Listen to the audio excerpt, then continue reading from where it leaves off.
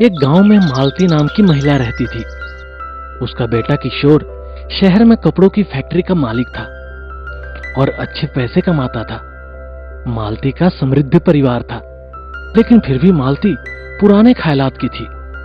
एक दिन उसकी पड़ोसी सहेली रेखा उसके घर आई। सुना है तुम किशोर की शादी के लिए लड़की ढूंढ रही हो? हाँ, लेकिन तुम्हें कैसे पता? पता कैसे नहीं चलेगा? तुमने कल सुमन से कहा और उसने पूरे गांव में बात फैला दी। अब औरत के पेट में कोई बात कब तक रुकेगी? हाँ, मैं सोच रही थी कि इस साल किशोर की शादी कर दूं। बस इसीलिए ये बात मैंने सुमन से कही थी कि कोई गांव की अच्छी लड़की नजर में हो तो बता देना। अरे मालती बहन, गांव में तो सारी अनपढ़ लड़कियां हैं और अपना किशोर तो पढ़ा लिखा ठहरा, तो वो भला गांव की अनपढ़ लड़की से शादी क्यों करेगा? क्यों नहीं करेगा? वो मेरी बात कभी नहीं टालता। तुम्हें तो पता है, पढ़ी लिखी लड़कियां घर तबाह कर देती हैं। इसीलिए अनपढ़ लड़की देख रही हूँ जो मेरी मुट्ठी में रह सके। तुम्हारी सोच तो तुम्हारी जैसी पुरानी हो गई है। अब जमाना बदल गया है। हाँ, तू रहने दे अभी। हमेशा उल्टी ही बात करती है। मैं जा रही हूँ, मुझे बहुत काम है। और मालती वहां से चली जाती है। कुछ दिनों के बाद किशोर शहर से गांव आया और जब उसे शादी के बारे में पता चला तो उसने माँ से कहा, माँ, अब आपको मेरी शादी की चिंता करने की जरूरत नहीं है, क्योंकि मैंने लड़की ढूंढ ली है। उसका नाम दीपा है। यह कहते हुए किशोर माँ को लड़की की फोटो दिखाता है। लड़की तो सुंदर है, पर ज्यादा पढ़ी लिखी तो नहीं है ना? पढ़ी लिखी है और मेरे दोस्त की कंपनी में फैशन डिजाइनर का काम भी करती है। ये फैशन डायनासोर क्या है? फैशन डायनासोर नहीं, फैशन डिजाइनर मतलब कपड़ों की सुंदरता बढ़ाने का काम करती है। माँ, हमारी नंबर 1 जोड़ी है। मैं फैक्ट्री में कपड़े बनाऊंगा और दीपा उन्हें डिजाइन करेगी। नहीं नहीं नहीं, इससे तेरी शादी नहीं हो सकती।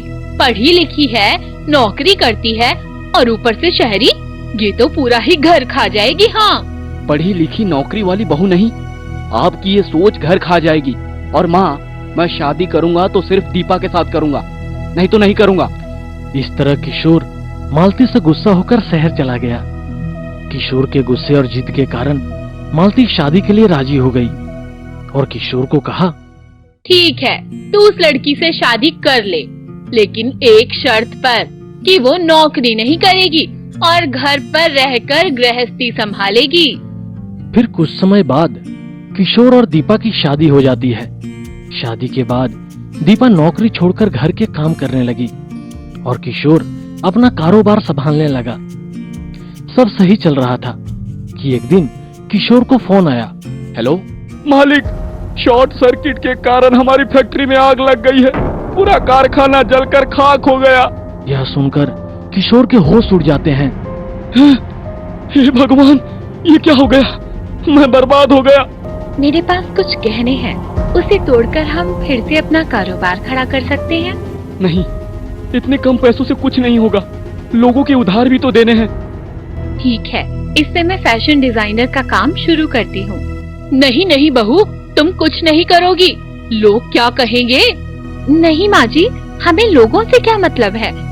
आज हमारा बुरा वक्त है, कोई बैठकर हमें पैसे लाकर नहीं देगा। और वैसे भी मैं कोई गलत काम नहीं कर रही हूँ, पढ़ी लिखी हूँ, काम करना चाहती हूँ। हाँ माँ, ये सही कह रही है। वैसे भी अब हमारे पास खोने के लिए कुछ नहीं है।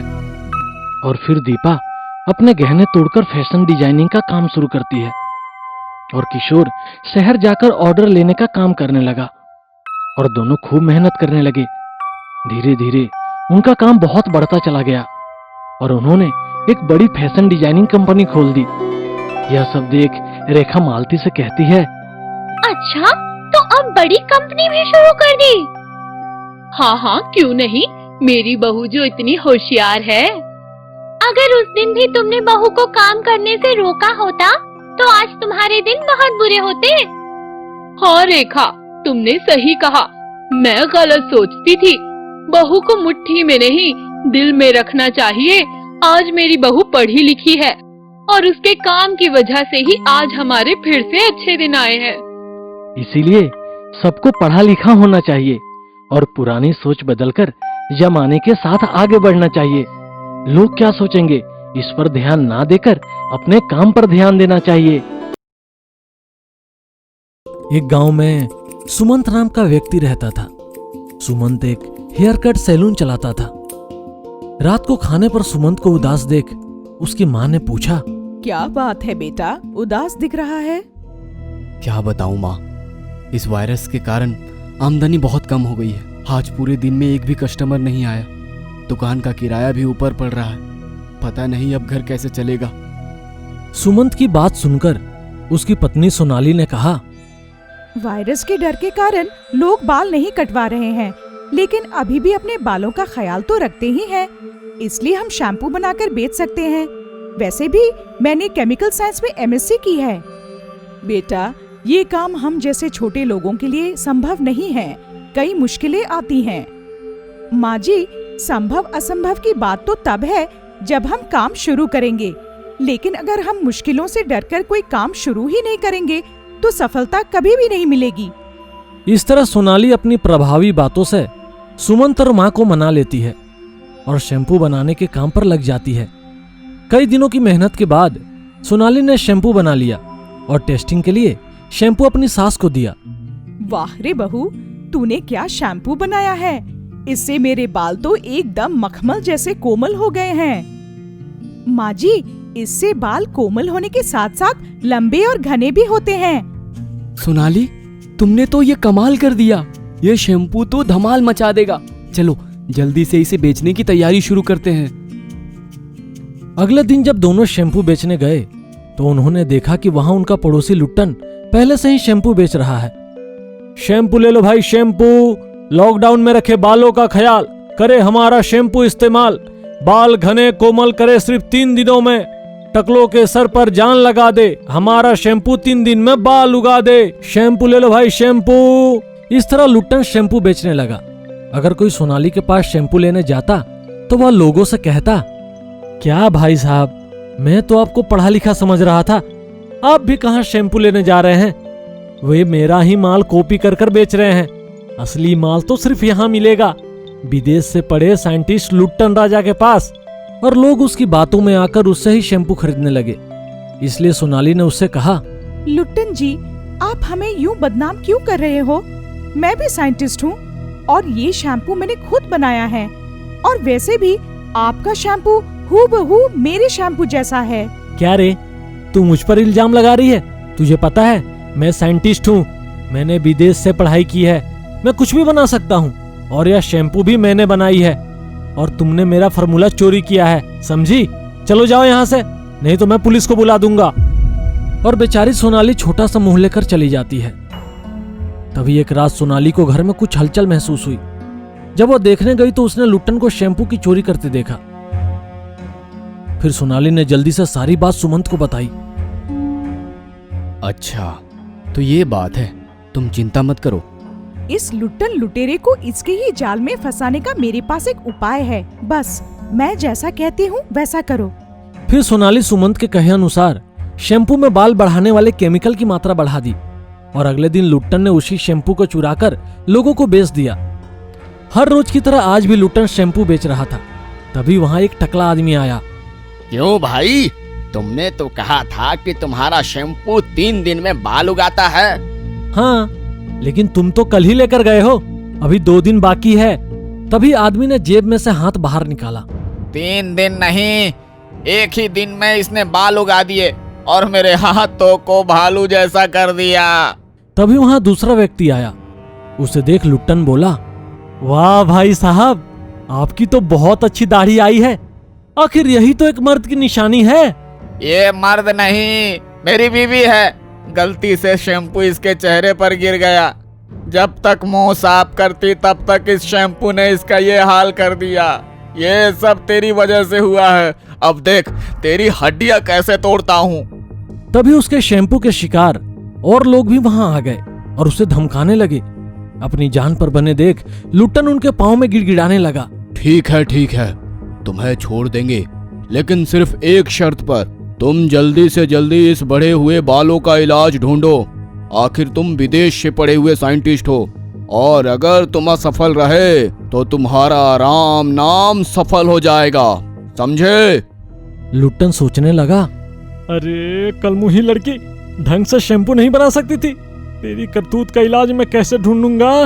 यह सोच लुट्टन बोला, मैं जानता हूँ शैम्पू में थोड़ी गड़बड़ हो गई है, लेकिन किसी चीज का इलाज ढूंढने में समय लगता है ना। जैसे अभी वो वायरस फैला है, उसे ही देख लो। भाइयों, ये ऐसे नहीं मानेगा, जब इस पर गुजरेगी तभी ये समझेगा। यह कहते हुए लोगों ने लुट्टन पर वहाँ पड़ा सारा शैम्पू डाल दिया, जिससे लुट्टन के पूरे शरीर पर बाल उगाए। अरे ये क्या कर दिया तुमने? इसमें मेरी कोई गलती नहीं है, सारी गलती इस लड़की की है। अरे शैम्पू भी इसी ने ही बनाया है, मैं कोई साइंटिस्ट नहीं हूँ, मैंने तो सिर्फ चुरा कर बेचा है। तभी सोनाली और सुमंत वहाँ आकर सारी बात बताते हैं और कहते हैं, ये लो, ये दवाई हम पहले ही बना चुके थे, इससे सब सही हो जाएगा। और फिर लुट्टन अपनी गलती के लिए माफी मांगता है और सोनाली का शैम्पू आसपास के सारे गांव में फेमस हो जाता है। एक पिपरी नाम के गांव में लाला सेठ की बड़ी कपड़े की दुकान थी। लाला के दुकान में मणि नाम का कर्मचारी था, जो लाला की लोगों को कपड़े दिखाने में मदद करता था। कई दिनों से लाला सेठ का धंधा अच्छा नहीं चल रहा था, क्योंकि उसे शराब की आदत लग गई थी। एक दिन लाला से परेशान होकर उसकी पत्नी ने उससे कहा, अगर आज आपने शराब को हाथ लगाया तो मैं घर छोड़कर चली जाऊंगी। नहीं, आज मैं बिल्कुल भी शराब नहीं पीऊंगा, तुम्हारी कसम। रोज तो आप मेरी झूठी कसम खाते हो, किसी दिन मैं सच में मर जाऊंगी। लेकिन आज सच कह रहा हूँ। और लाला ने फोन रखकर मणि से कहा, आज मैं जल्दी घर जा रहा हूँ, तुम दुकान बंद करके चाबी लेकर आ जाना। लाला घर जाने के लिए निकला, तभी उसे रास्ते में एक दोस्त मिल गया। उसे परेशान देखकर लाला ने कहा, अरे भाई सीताराम, क्या हुआ? इतने परेशान क्यों दिखाई दे रहे हो? क्या बताऊं, दिन भर बीबी की कचकच सुनकर मैं परेशान हो गया हूँ। उसकी जवान कैंची जैसी चलती रहती है, रुकती ही नहीं। इसलिए मैं ही बाहर निकल आया। महीना भर काम करके पूरा पगार उसके हाथों में रख दिया। उसमें से सिर्फ 2000 रुपए मैंने दारू के लिए मांगे तो देने से मना कर दिया और अपना भाषण शुरू कर दिया। अरे भाई, मेरे घर में भी रोज यही होता है, इसलिए आज जल्दी घर जा रहा हूँ। तुम्हारा दुख सुनकर बुरा लगा, आखिर हम बेवड़े ही एक दूसरे का दुख समझ सकते हैं ना। तुम सही कह रहे हो दोस्त, चलो ना एक एक घूंट मार के आते हैं। नहीं यार, आज नहीं, बीबी फिर से तमाशा करेगी। कई देर सीताराम के कहने पर लाला मान गया और दोनों शराब की दुकान पर गए। लाला जी, पहले कल के 2000 दीजिए, उसके बाद ही आपको शराब मिलेगी। अरे भाई, किस बात के 2000? कल तो मैंने सिर्फ 300 रुपए की दारू पी थी। शराब पीने के बाद आपको होश कहाँ रहता है? कल आपने 4 लोगों को बिठाकर शराब पिलाई थी और कहा था कि इनका बिल भी मैं भर दूंगा, उधारी में लिख लेना। ठीक है भाई, ये लो। इसी तरह शराब वाला लाला को बेवकूफ बनाकर हमेशा पैसे लूटता था। थोड़ी देर में दोनों फुल शराब पीकर निकले। लाला जैसे ही घर पहुंचा तो उसकी बीबी उसकी हालत देखकर समझ गई कि आज भी लाला पी कर आया है। क्यों, आज भी मेरी झूठी कसम खाई ना? अरे थोड़ा धंधे पर ध्यान दो, घर में कुछ नहीं बचा है, आपने सारी बचत शराब में बहा दी है। अरे भाग्यवान, पैसा खर्च के लिए ही तो कमाया जाता है। जैसे तुम गहनों में पैसे उड़ाती हो, वैसे मैं दारू में उड़ाता हूँ। बस हिसाब बराबर। अब मैं चला सोने। इस तरह लाला बीबी की सारी बातों को नजरअंदाज करने लगा और पूरे दिन दोस्तों के साथ शराब की दुकान पर बैठा रहता। एक दिन लाला सीताराम के साथ शराब की दुकान पर बैठा था, तभी वहां पर मणि दौड़ते हुए आया। सेठ जी, जल्दी चलिए, सेठानी जी का एक्सीडेंट हो गया है। मैं उनको हॉस्पिटल में भर्ती करवा कर आया हूँ, मगर डॉक्टर ऑपरेशन करने से मना कर रहे हैं। बोल रहे हैं कि जब तक 4 लाख रुपए नहीं दोगे तब तक ऑपरेशन संभव नहीं है। जल्दी पैसे लेकर चलिए। क्या एक्सीडेंट? पर मेरे पास पैसे तो नहीं है, अब मैं क्या करूं? दोस्त सीताराम, आज पैसे दे दे, बीबी का ऑपरेशन है भाई। जा रे फोकटिया, मेरे पास कोई पैसा नहीं है, वो तो तू फ्री की पिला देता है, इसलिए तेरे साथ बैठ जाता हूँ। मैं तो चला घर। इन बातों ने लाला की सारी शराब उतार दी। वो हर जगह गया, दुकान के गल्ले से लेकर घर के आटे के डब्बों तक, पर उसे 1 रुपया नहीं मिला। उसने लोगों से उधारी भी मांगी, पर सबने शराबी समझकर उसे पैसे देने से मना कर दिया और पैसों का इंतजाम नहीं हो पाया। कुछ देर बाद मणि लाला के पास आया। सेठ जी, सेठानी जी अब इस दुनिया में नहीं रही।